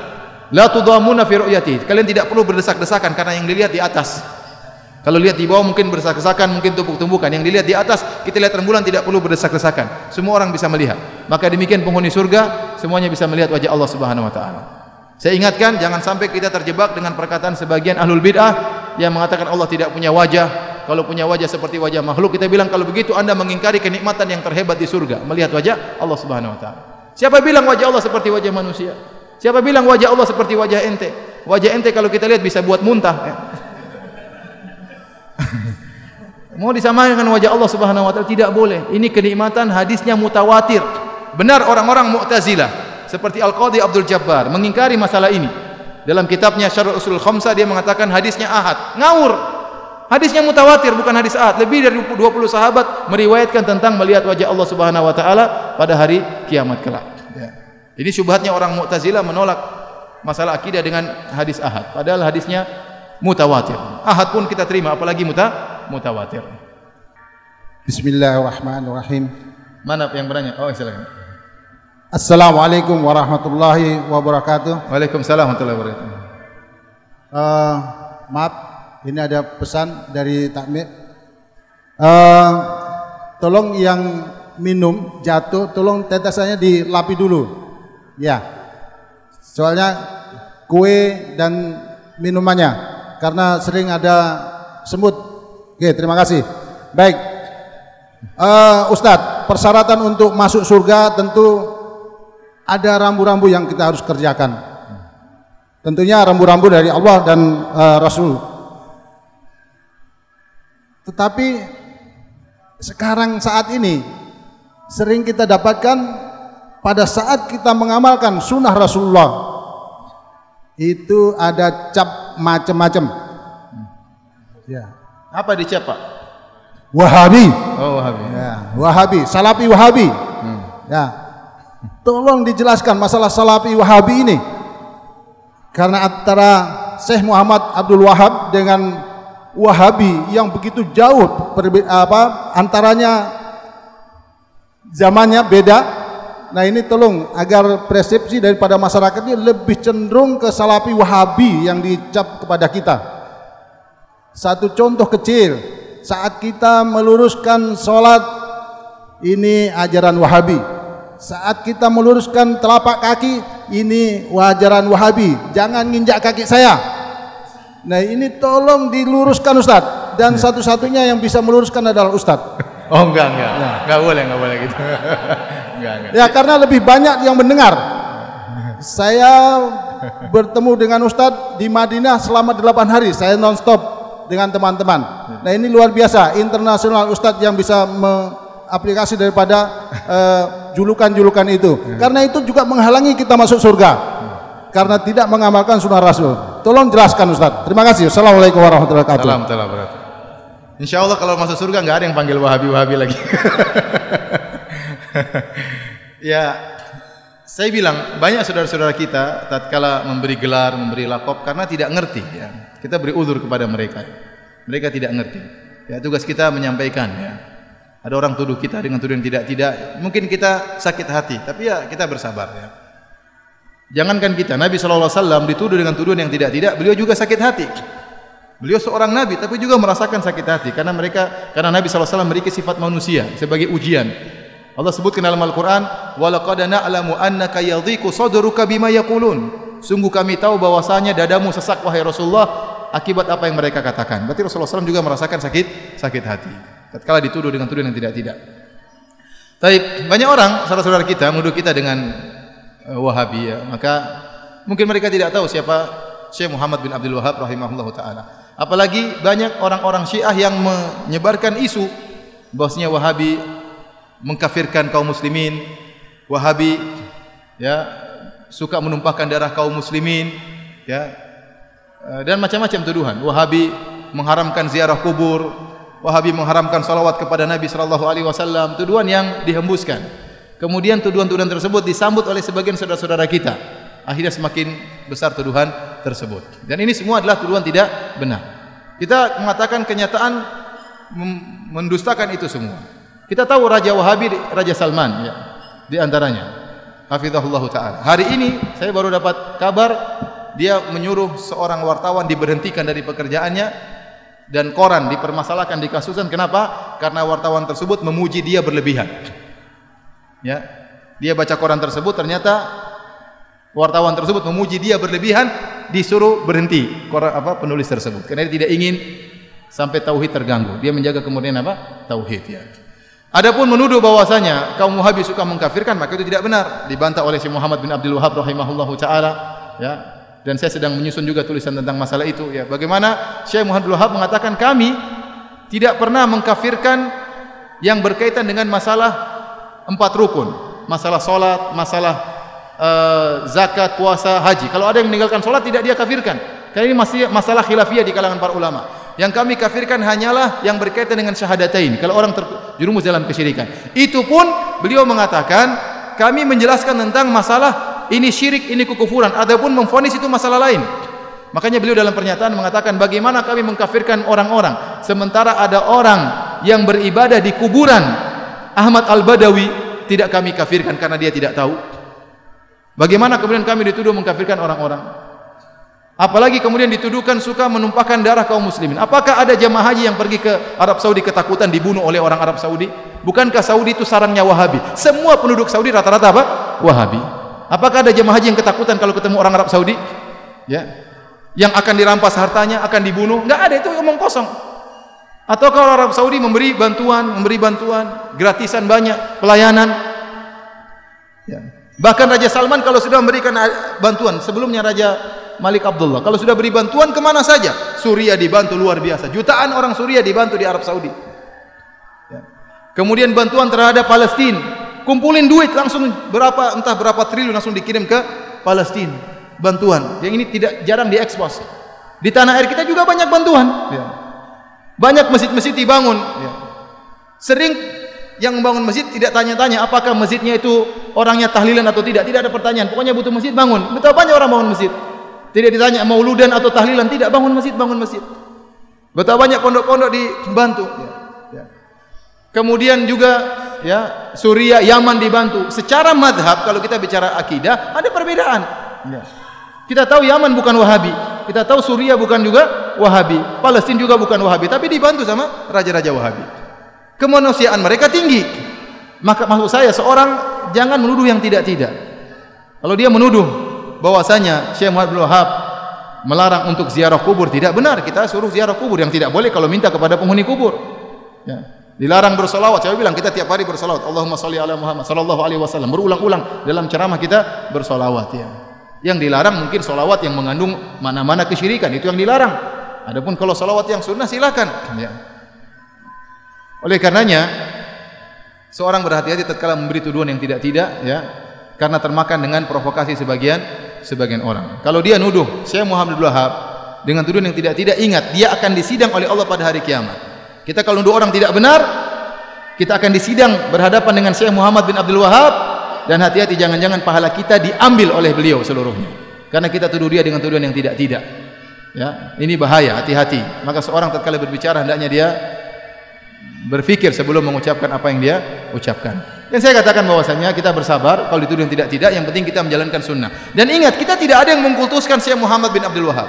Syekh Muhammad bin Abdul Wahab rahimahullah hanyalah seorang ulama yang bermadzhab Hambali. Dan dia bisa salah bisa benar. Kalau salah kita tolak, kalau benar kita ambil. Dia sebagaimana ulama-ulama yang lain, bisa salah bisa benar. Makanya dalam kajian-kajian kita juga hampir tidak pernah kita bilang berkata Wahabi, berkata Muhammad bin Wahab, tidak pernah. Saya yang sampaikan dari apa saya ucapkan. Perkataan Syekh Muhammad bin Wahab tidak ada saya ucapkan, tidak ada saya nukilkan. Ya, hampir tidak pernah. Kita sampaikan perkataan para ulama, perkataan ahli tafsir, siapa saja. Maka jangan kita berbuat zalim terhadap seorang pahlawan seperti Syekh Muhammad bin Abdul Wahab. Beliau adalah pahlawan. Dengan jasa beliau berdirilah kerajaan Arab Saudi. Dengan jasa beliau berdirilah kerajaan Arab Saudi. Yang sekarang kita bisa merasakan kenikmatan adanya kerajaan Arab Saudi. Ya. Adanya ketentraman, adanya keamanan, adanya ibadah yang tentram di sana. Bagaimana bantuan kerajaan Arab Saudi kepada negara-negara Islam, itu salah satu jasanya Syekh Muhammad bin Abdul Wahab rahimahullahu taala. Jadi saya sering sampaikan, Syekh Muhammad bin Abdul Wahab itu di Saudi seperti tuanku Imam Bonjol di tanah air kita, seperti Pangeran Diponegoro di tanah air kita. Maka mereka cinta kepada pahlawan mereka, wajar. Kalau mereka cinta, mereka pelajari buku-bukunya, tapi mereka tidak fanatik. Kalau salah dibilang salah. Wallahu a'lam bishawab.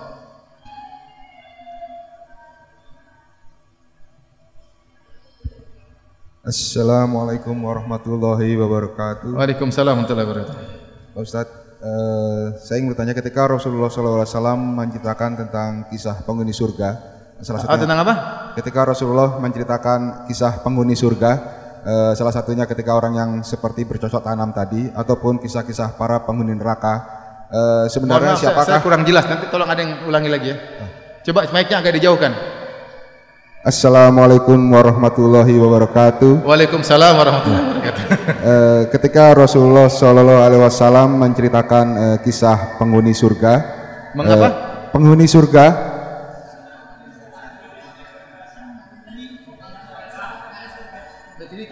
Terus?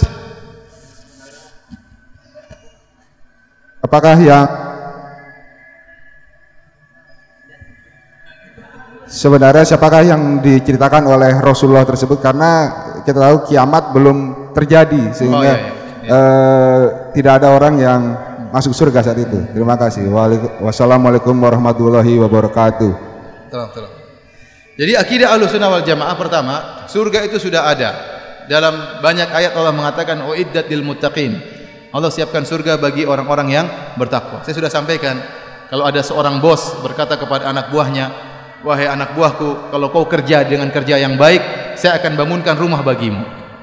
Bos yang lain berkata, wahai anak buahku, kalau kau kerja dengan baik, kau tinggal masuk rumah, ini rumah sudah saya bangunkan, tinggal ambil kunci, tinggal masuk. Mana yang lebih enak? Yang sudah dibangunkan. Jadi surga itu sudah dibangunkan, sudah ada. Tetapi sudah adakah penghuninya? Jawabannya belum ada. Ya. Karena neraka maupun surga belum ada penghuninya. Paling banter dalam hadis bahwasanya ruh-ruh para syuhada, orang-orang yang mati syahid, ruhnya berjalan-jalan di surga, tapi jasadnya tidak. Ya. Adapun hadis-hadis Rasulullah SAW tatkala melihat penghuni surga, itu Rasulullah SAW diperlihatkan masa depan. Contohnya Rasulullah SAW mengatakan, wahai Bilal, saya mendengar suara terompahmu di surga. Bilalnya masih di bumi. Bilalnya masih hidup, belum mati. Berarti Rasulullah SAW diperlihatkan masa depan, ya. Karena penghuni surga baik penghuni neraka belum ada. Tetapi dalam riwayat paling banter, ruh-ruh syuhada diizinkan oleh Allah untuk berjalan-jalan di mana? Di surga, ya. Baik. Ustaz, ada lagi Pak Husni Abadi ya. Mana, kanan Ustaz, kiri? ke belakang Ustaz. Siapa? Mana orang? Oh. Ya, silakan. Assalamualaikum warahmatullahi wabarakatuh. Waalaikumsalam warahmatullahi wabarakatuh. Mau nanyakan, apakah penduduk surga nanti itu akan apa? Neraka. Akan mengunjungi neraka. Mengunjungi neraka? Iya. Sebagaimana saya mendengar bahwa kelak nanti Allah akan memerintahkan penduduk surga untuk mencari kerabatnya, saudaranya yang ada di neraka untuk menjemputnya, untuk membawanya ke surga. Dan itu apakah membutuhkan waktu atau seperti apa? Apakah menunjukkan apa? Membutuhkan waktu atau semata-mata langsung terjadi. Dan yang kedua adalah apakah di surga nanti kita akan Yang kedua apa? Di surga nanti kita menggunakan bahasa Arab. Oh iya, iya. Ya, yang kedua dulu saya jawab ya. Apakah penghuni surga berbicara dengan bahasa Arab? Tidak diragukan bahwasanya bahasa Arab adalah bahasa yang terindah ya. Orang antum tanya siapa saja, baik orang Inggris, orang Jerman, orang Perancis, yang mereka ngerti bahasa Arab, mereka pasti katakan bahasa Arab lebih indah daripada bahasa yang lainnya. Dari sisi bahasanya, dari gramarnya, ya dari balaghahnya sangat indah bahasa apa? Bahasa Arab ya. Tetapi dalil-dalil yang menunjukkan bahwasanya penghuni surga berbicara dengan bahasa Arab itu hadisnya lemah seluruhnya ya. Lemah seluruhnya. Ada yang mengatakan kamu harus belajar bahasa Arab. Nanti kalau nggak bisa bahasa Arab gimana mau rayu bidadari? Bilang tenang saja, sudah diatur oleh Allah Subhanahu wa taala.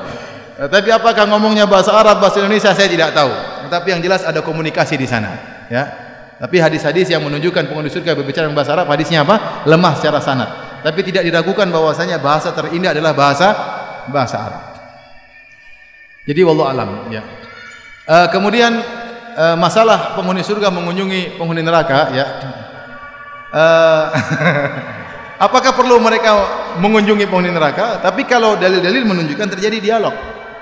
Penghuni surga berbicara dengan penghuni neraka seperti masalakakum fi saqar. Ya. Apa yang menjadikan kalian masuk neraka? Saqar. Jadi ada dialog di antara mereka, ya. Penghuni surga neraka di antara siksaan yang Allah berikan kepada mereka, mereka melihat penghuni surga. Allah sebut dalam surat Al-A'raf, penghuni neraka berkata, "Wa nada ashabun nari ashabal jannah an afidu alaina minal ma' au mimma razaqakumullah." Penghuni neraka berkata, "Wahai penghuni surga, berikanlah makanan dan minuman kalian kepada kami." Jadi mereka tersiksa, mereka sedang kehausan, sedang kelaparan, mereka lihat ada orang sedang makan-makan di sana. Jadi itu di antara siksaan yang Allah berikan kepada penghuni neraka jahanam. Jadi terjadi dialog benar antara penghuni surga dengan penghuni neraka. Tapi apakah mengunjungi sampai masuk neraka? Ini yang saya saya rasa tidak perlu ya. Tetapi benar bahwasanya nanti pada hari kiamat kelak ada syafaat. Malaikat memberi syafaat, para nabi memberi syafaat, para kaum mukminin juga memberi apa? Syafaat. Memberi syafaat kepada orang-orang yang sholat, kepada orang yang diizinkan oleh Allah untuk diberi syafaat ya. Jadi benar hadisnya ada. Tentunya tatkala mereka ke neraka untuk memberi syafaat, tentunya mereka tidak akan merasakan kepanasan, tidak akan merasakan siksaan. Itu urusan Allah Subhanahu wa taala ya. Tapi kalau kunjung-kunjung setiap sore main-main ke neraka saya tidak tahu dalilnya ya. Tapi kalau dialog terjadi ada dialog antara penghuni neraka dengan penghuni surga ya. Wallahu a'lam bishawab. Ya. Ustaz. Bismillahirrahmanirrahim. Ustaz mau tanya, apakah sebelum hari kiamat datang untuk saat ini sudah ada umat muslim yang menghuni surga? Oh, tadi sudah ditanyakan ya. Apakah sebelum hari kiamat sudah ada orang muslim yang tinggal di surga? Ya. Jawabannya tadi sudah saya jawab, tidak ada. Bahkan pintu surga tidak akan terbuka kecuali yang mengetuknya Nabi sallallahu alaihi wasallam. Pintu surga tidak akan terbuka kecuali yang mengetuknya Nabi sallallahu alaihi wasallam, dan Nabi tidak dibangkitkan kecuali pada hari kiamat kelak. Tapi disebutkan memang dalam hadis, arwahus syuhada, ruh-ruh para syuhada berjalan-jalan di surga. Sekedar ruhnya saja, jasadnya tidak ya. Baik, ada lagi yang bertanya? Silakan.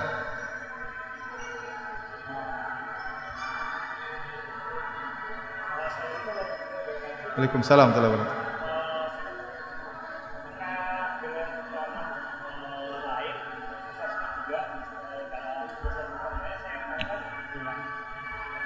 Assalamualaikum warahmatullahi wabarakatuh. Waalaikumsalam. Saya pernah mendengar kajian lain sama Ustaz Sunnah juga. Di situ dikatakan orang-orang Muslim, orang-orang mukmin yang masih ada dosanya, masih banyak dosanya, sebelum dia memasuki surga akan dibersihkan dulu dosa-dosanya di neraka. Nah, yang saya tanyakan adalah mereka yang mengerjakan hal-hal yang tidak diajarkan oleh Rasulullah seperti bid'ah-bid'ah, ya bisa kita sebutkan ahlul bid'ah lah ya. Itu apakah berarti mereka di neraka? Mampir dulu di neraka. Iya, mampir di neraka dulu baru ke surga. Sebab mereka juga melakukan sholat, mereka juga melakukan puasa. Apakah karena itu mereka masuk neraka dulu baru masuk surga? Dan juga yang saya ingin minta pelurusannya adalah soal bid'ah ini sendiri, karena tepat tadi malam saya buka media sosial, di situ saya mendengar sesuatu yang mengganjal aja di telinga saya. Tidak semuanya bid'ah itu yang tidak disyariatkan oleh Rasulullah. Jadi saya mikir apakah ini suatu syubhat yang halus seperti kata Ustadz Yazid rahimahullah, astagfirullah, hafizahullah. Terima kasih. Jadi apakah ahlul bidah karena melakukan bid'ah-bid'ah dan dosa-dosa harus mampir di neraka dahulu? Jawabannya, bid'ah itu suatu kesalahan, suatu dosa sama seperti maksiat. Dan ada seorang mungkin dia melakukan bid'ah tapi dia punya amalan soleh yang banyak, dan Allah Maha Adil, ada namanya timbangan. Yang pertama namanya yaumul hisab. Yaumul hisab artinya diaudit oleh Allah, diklasifikasikan mana yang amal soleh, mana amal yang buruk. Di antara amal buruk misalnya maksiat dan bid'ah. Setelah itu akan ditimbang oleh Allah. Ya. Sebagaimana seorang melakukan maksiat terkadang dia tidak tahu hukumnya. Bisa jadi Allah maafkan. Saya kemarin ceramah di Australia, di Sydney, di Melbourne. Mereka minta saya membahas tentang ajaran Imam Syafi'i yang ditinggalkan. Di antaranya saya bahas tentang haramnya musik. Ini mazhab Imam Syafi'i dan seluruh ulama Syafi'i mengatakan musik hukumnya haram. Mereka kaget. Mereka tidak pernah terbetik dalam benak mereka bahwasanya musik itu apa? Haram. Sementara mereka sudah bergelimang dengan musik-musikan. Ya. Apakah mereka berdosa? Mungkin tidak berdosa, mereka tidak tahu. Ada orang diberi udzur oleh Allah Subhanahu wa taala. Demikian juga masalah bid'ah. Banyak orang-orang tua kita, saudara-saudara kita terjerumus dalam bid'ah, mereka tidak tahu kalau itu apa? Bid'ah. Mereka tidak ngerti. Mereka tahu dari seperti itu, sudah mereka dapat warisan seperti itu, tinggal mereka mengerjakan, mereka menyangka itu adalah agama yang benar. Ya, maka bisa jadi mereka juga diberi udzur oleh Allah Subhanahu wa taala. Maka kita tidak tahu, tugas kita menyampaikan ini maksiat, ini bid'ah, ya. Tugas kita menyampaikan, ya. Hidayah di tangan Allah Subhanahu wa taala. Ya, jadi bisa jadi seorang terkumpul kepada dalam dirinya kebaikan dan kemaksiatan atau kebaikan dan kebid'ahan, maka tidak otomatis dia masuk neraka jahanam, tidak, akan ditimbang oleh Allah Subhanahu wa taala. Ya, kalau ternyata kebaikannya luar biasa, ya, hebat orang ini dalam masalah ibadah, dalam sholat malam, sunnah-sunnah dia kerjakan, bid'ah juga dia kerjakan, tapi sunnahnya lebih banyak, luar biasa, bisa jadi dia langsung masuk surga Allah Subhanahu wa taala. Tapi tugas kita mengingatkan ini kesalahan, ini maksiat, ini adalah bid'ah dan seterusnya. Taib, yang kedua, apakah ada bid'ah yang baik? Benar, sebagian ulama menyebutkan ada istilah bid'ah hasanah, terutama ulama Syafi'iyah menyebut ada bid'ah yang mamduha, bid'ah yang terpuji. Ini seperti perkataan Imam Nawawi, perkataan Al-Iz bin Abdissalam, ya, kemudian Suyuti dan yang lainnya, ya. Tetapi kebanyakan yang mereka maksudkan dengan bid'ah hasanah adalah bukan yang berkaitan dengan ritual, tetapi berkaitan dengan sarana. Makanya Al-Iz bin Abdissalam, ya, dalam kitabnya Qawaidul Ahkam fi Masalihil Anam, tatkala dia membagi bid'ah menjadi 5, dan ini diikuti oleh Nawawi rahimahullahu taala, maka disebutkan bid'ah ada 5, ada bid'ah wajib, ada bid'ah sunnah, ada bid'ah mubah, ada bid'ah makruh, ada bid'ah yang haram. Tatkala Anda baca pada bid'ah yang wajib dan bid'ah yang sunnah, ternyata yang dia contohkan bukan masalah ritual, tetapi perkara yang merupakan sarana. Contoh dia sebutkan masalah buat jembatan, ya, jembatan ya baik. Contohnya masalah buat pondok. Pondok ini berkaitan dengan masalah agama. Di zaman Nabi tidak ada pondok, ya. Tetapi ini berkaitan dengan apa? Sarana. Contoh masalah ilmu hadis jarh wa ta'dil. Di zaman Nabi tidak perlu ilmu jarh wa ta'dil, ilmu mengkritiki para perawi. Namun di zaman setelahnya ada ilmu namanya al-jarh wa ta'dil. Si rawi ini pendusta, si rawi ini jujur, si rawi ini kurang hafalannya, si rawi ini ngaco, si rawi ini banyak salahnya. Itu namanya ilmu jarh wa ta'dil, dibuat oleh para ulama agar bisa memurnikan hadis, memisahkan hadis yang sahih dan hadis yang dhaif. Di zaman Nabi tidak perlu karena para sahabat dengar langsung dari Nabi, hadis semuanya sahih. Tapi belakangan ada ilmu ini, dan ini ilmu agama. Makanya dimasukkan dalam bid'ah yang baik.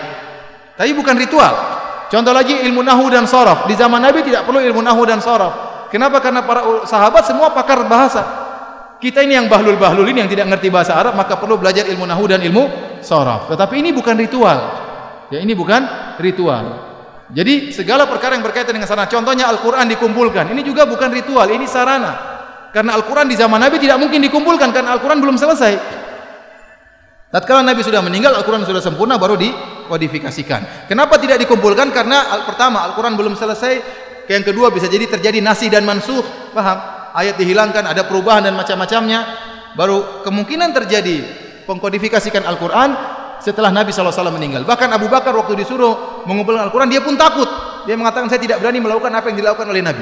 Padahal ini boleh, tapi dia pun takut melakukan suatu perbuatan yang tidak dikerjakan oleh Rasulullah sallallahu alaihi wasallam, sampai Allah melapangkan dadanya, kemudian dia mengumpulkan apa? Al-Qur'anul Karim.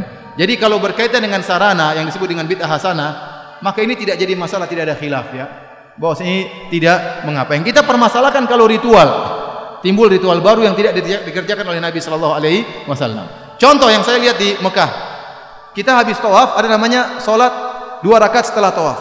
Sebagian orang Indonesia, mereka bikin lagi sholat 2 rakaat setelah sa'i. Saya tanya sama antum, itu bid'ah atau bukan? Sholatnya bagus atau tidak? Bagus, tapi tidak diterima. Karena seakan-akan Anda menambah ritual Nabi. Harusnya tidak ada 2 rakaat setelah sa'i. Kalau ada yang sholat, kita bilang jangan, kamu seakan-akan umrohnya Nabi kurang sempurna. Kalau dia bilang, ini kan bagus. Ya, kalau kamu bagus, kamu berbuat kreasi, nanti akan ada kreasi-kreasi yang lainnya. Nanti ada yang bilang kalau gitu, Ustaz, 2 rakaat setelah tawaf kurang sip, tambah lagi Ustaz 4 rakaat. Nanti ada yang punya ide yang lain. Ustaz, kayaknya kurang bagus, setiap 1 putaran 2 rakaat, setiap 1 putaran 2 rakaat. Jangan. Akhirnya berkembanglah. Kita bilang kalau sudah berkaitan dengan ritual, maka tidak. Kita cukupkan dengan yang diajarkan oleh Nabi SAW. Dan asalnya kita tidak butuh ritual baru. Ya. Ada yang bertanya sama saya, Ustaz, apa hukum sholat birrul walidain? Saya ditanya 2 kali masalah ini. Pernah di Masjid Nabawi saya ditanya, saya bilang, saya tidak pernah dengar namanya sholat birrul walidain. Saya tahu sholat taubah ada, sholat duha ada, sholat qobliyah ba'diyah ada, ya, sholat tahajud ada, tapi sholat birrul walidain tidak pernah saya dengar. Ya, kalau Anda ingin berbakti sama orang tua, ya berbakti, tapi jangan bikin sholat namanya sholat birrul walidain. Nanti lama-lama ada yang bikin sholat poligami, memudahkan poligami. Jadi tidak usah bikin ritual-ritual baru, ya. Nah, tapi kalau berkaitan dengan sarana, maka ini tidak jadi masalah. Mikrofon, YouTube, itu semua bid'ah hasanah secara bahasa. Ya, sama seperti mengkodifikasikan Al-Quran, ilmu jarh wa ta'dil. Tapi kalau bikin ritual baru, sebaiknya kita tinggalkan. Yang jelas-jelas saja ada dan full, tidak bisa kita kerjakan semuanya, maka tidak perlu kita bikin ritual-ritual yang baru. Wallahu a'lam bishawab. Baik, masih ada apa sudah selesai?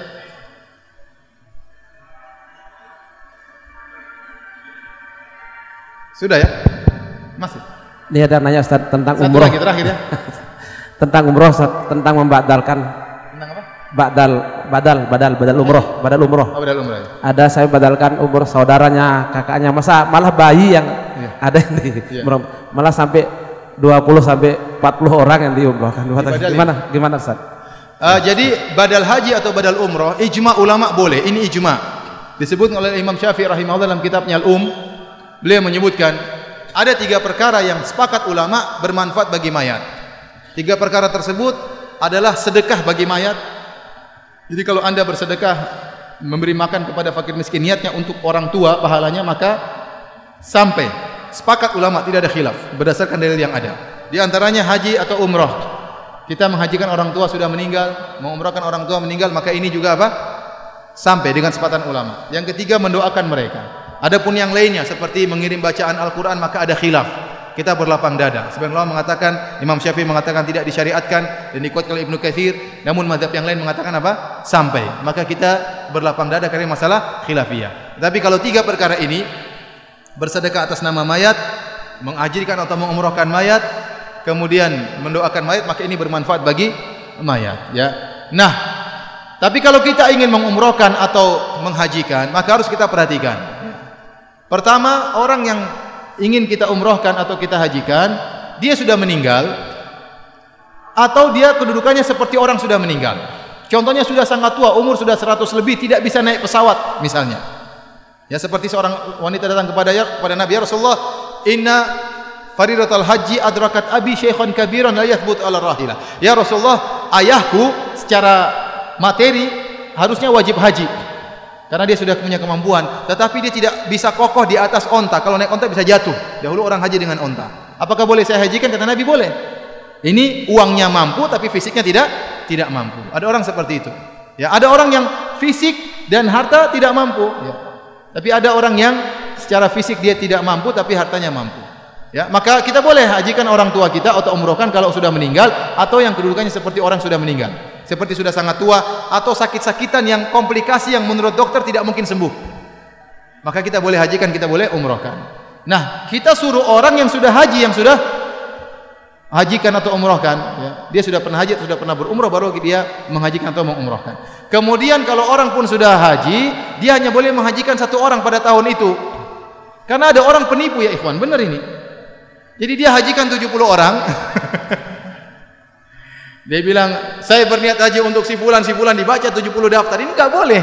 Satu orang hanya boleh menghajikan satu orang. Satu orang hanya boleh mengumrahkan satu orang. Kalau mau nanti umrah berikutnya. Ya. Jadi kalau kita ingin mengumrahkan, menghajikan, cari orang yang amanah atau kita sendiri yang melakukannya. Karena sebagian saudara-saudara kita ditipu. Saya pernah ditawarin, ada orang nawar, Ustaz, ada orang mau menghajikan orang tua saya. Berapa biayanya? 500.000. Gimana menghajikan 500.000? Naik taksi aja nggak cukup 500.000. Nanti dikasih apa? Sertifikat. Ya sertifikat cuma 5 real. Cuma tulis telah jadi haji si fulan. Isinya dusta, nggak mungkin. Maka yang paling penting kita cari orang yang amanah untuk menghajikan atau mengumrahkan. Ya. Sudah ya? Sudah ya? Ya nih Ustaz, tentang umroh tadi, nyambung dikit. Apa? Umroh. Misalkan saya ke umroh ke Mekah, masih di Mekah, sudah selesai umroh, kita keluarga untuk mikot. Oh, pengen umroh lagi? Untuk mengumrohkan. Seorang yang ingin berumroh dalam satu safar berulang-ulang, ya, maka ini ada khilaf di kalangan para ulama. Kalau umroh berulang-ulang dalam safar yang berbeda, maka ini sepakat sunnah. Rasulullah SAW mengatakan umroh ilal umroh kafaratan lima bainahuma. Umrah yang satu dengan umrah yang lain adalah penebus dosa di antara keduanya. Para ulama mengatakan sebaiknya seorang menunda sampai 2 minggu atau 3 minggu sampai rambutnya menghitam kembali, baru dia umrah lagi. Yang jadi khilaf di kalangan para ulama, tatkala seorang di Mekah, kemudian dia sudah umrah, dia keluar ke mikot, misalnya ke Tan'im atau ke Ju'ranah atau ke misalnya ke Arafah, kemudian dia masuk lagi untuk apa? Umrah. Maka ini khilaf di kalangan para ulama, ya. Mazhab Syafi'iyah mengatakan dianjurkan. Tetapi saya lebih condong pada dalil bahwasanya tidak dianjurkan. Tapi saya tidak melarang karena ini masalah apa? Khilafiyah. Kalau saya ditanya maka saya katakan tidak disunahkan, tidak dianjurkan. Ya, kenapa? Karena Nabi tidak pernah melakukannya. Bahkan waktu musim haji, Aisyah radhiyallahu taala anha waktu dia haji, dia maunya haji tamattu, qadarullah dia haid. Sehingga beliau radhiyallahu anha tidak bisa haji kecuali haji ifrad atau haji qiran dan beliau belum umrah. Maka setelah itu beliau menangis, maka Rasulullah SAW izinkan dia untuk umrah setelah haji. Waktu dia umrah ditemani oleh saudaranya Abdurrahman bin Abi Bakar. Abdurrahman saudaranya yang nemani tidak ikut umrah, hanya nemani doang. Padahal kalau umrah boleh ulang-ulang sekalian haji apa? Umrah. Tapi dia tidak umrah, dia hanya nemani siapa? Aisyah radhiyallahu anha. Demikian juga Rasulullah SAW waktu haji bersama sekitar 80.000 sahabat, tidak seorang pun dari mereka mengulang-ulang umrah tatkala itu setelah hajian. Padahal mereka lebih semangat beribadah daripada kita. Kemudian juga Rasulullah SAW dalam waktu perjanjian Hudaybiyah, Rasulullah SAW tahun 6 Hijriah dilarang untuk umrah. Maka terjadilah kesepakatan namanya perjanjian Hudaybiyah. Rasulullah SAW boleh umrah tahun depan, tahun 7 Hijriah, dengan syarat hanya boleh di Mekah 3 hari.